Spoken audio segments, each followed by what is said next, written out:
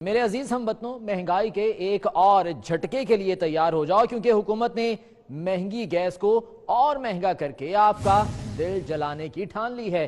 وزارت پیٹرولیم کے مطابق گیس کی قیمتوں پر سبسڈی مکمل ختم کر کے قیمتوں میں 30% اضافہ کیا جائے گا۔ گیس کی قیمتوں میں ایک بار پھر سے اضافہ ہوگا، سبسڈی مکمل طور پر ختم کر دی جائے گی۔ وزارت پیٹرولیم کی جانب سے یہ فیصلہ کر لیا گیا ہے کہ سبسڈی ختم کر کے قیمتوں میں 30% تک اضافہ کر دیا جائے گا۔